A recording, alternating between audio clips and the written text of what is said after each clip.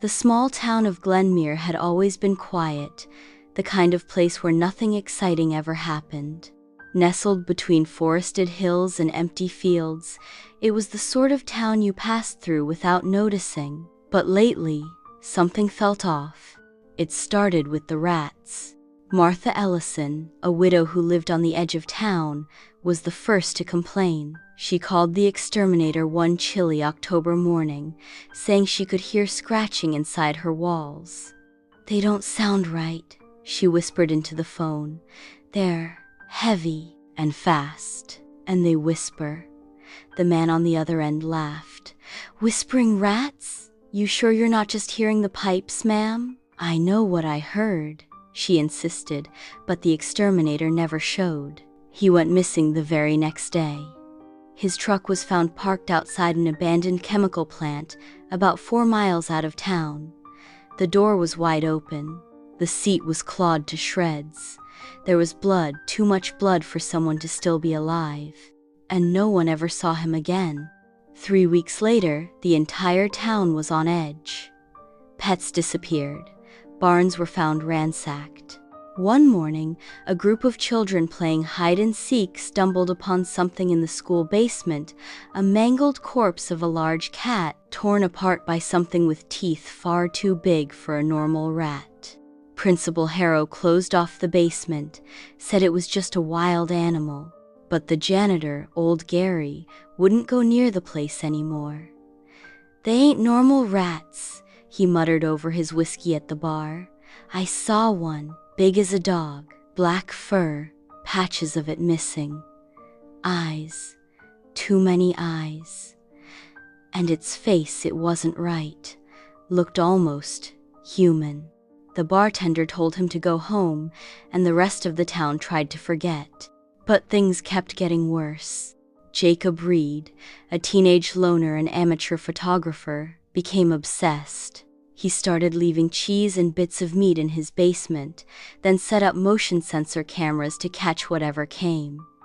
Every night he heard scratching, thumps, breathing. One night, the camera went off at 3:12 a.m. He rushed downstairs in the morning and checked the footage.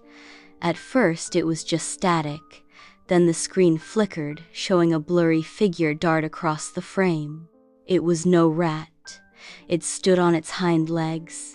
Its limbs were too long, too thin, its tail whipped behind it like a snake. As it turned toward the lens, Jacob froze. Its face was grotesque. Pink, furless, almost humanoid with twisted whiskers and yellowed teeth. Its mouth opened and it smiled. Then it whispered, "Hungry." The camera feed cut out. Jacob's parents said it was a hoax, said he was just trying to scare them. But that night, something scratched at Jacob's window. He looked outside, nothing. But when he turned back, something was in his room. The neighbors said they heard screaming high-pitched and full of agony, but by the time the police arrived, there was only blood.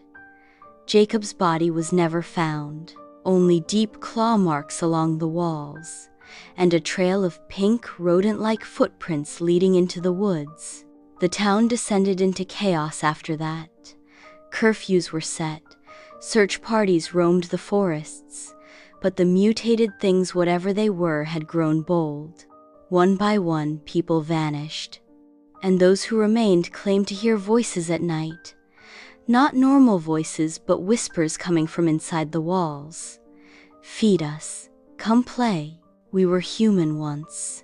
Lorraine Haskins, a retired biologist who had moved to Glenmere for peace, began investigating. She traced the source of the infestation to the old chemical plant, the same one the Exterminator was last seen at.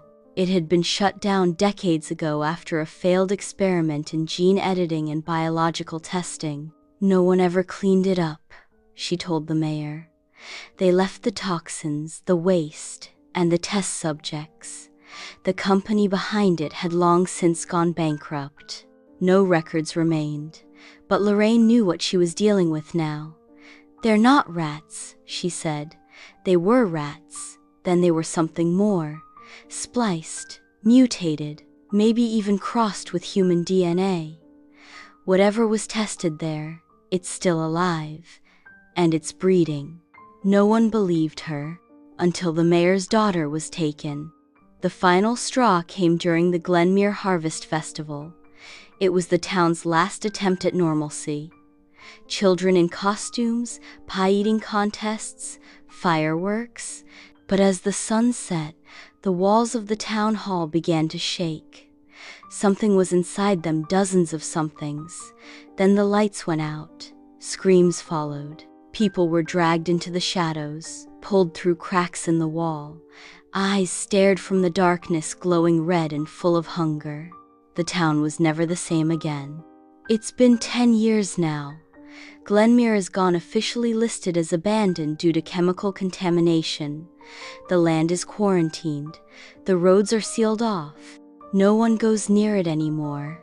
But sometimes, on quiet nights, hikers passing through the hills say they hear scratching in the woods, or find claw marks on the trees, or see something darting just beyond the firelight, low to the ground, too fast to follow. And sometimes, just sometimes, they hear whispering, "We're still here. We remember you." The end.